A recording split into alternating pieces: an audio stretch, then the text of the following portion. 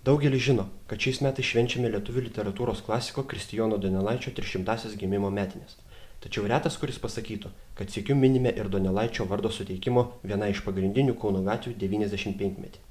Gegužės 7 dieną vykusios šventės Sveiks Svetelė Marks metu buvo galima sužinoti, kuo ypatinga šios gatvės praeitis ir kokia jos reikšmė šiandien. Ši gatvė, nesuklysiu sakydamas, yra viena pagrindinių miesto istorijos įvykių liudytoja.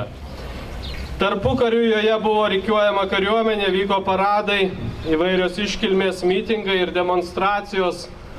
Demonstracijos vyko ir sovietmečiu.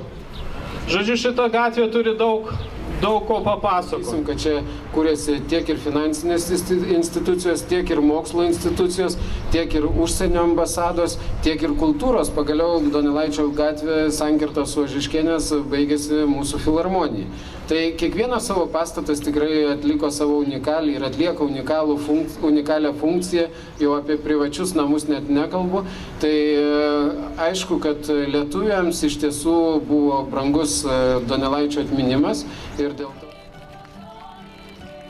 XIX amžiaus viduryje pradėtos formuoti Provianskaja gatvės pavadinimas laiko tėkmėje kito 4 kartus, kol 1919 metais jai buvo suteiktas Donelaičio vardas, išlikęs iki šių dienų. Kaip ir praeityje, taip ir šiandien gatvė išlieka svarbia Kauno miesto arterija, o gyvenimas joje vis intensyviai.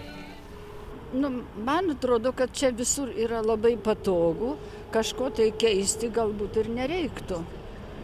Bet kai palygini su ta ramia gatve, kuri užaugau maža, tai aš norėčiau ramybės ir kad mažiau važiuotų. O šiaip tai aš visai patenkinta. Mano langai yra iš kiemo pusės, aš triukšmo negirdžiu.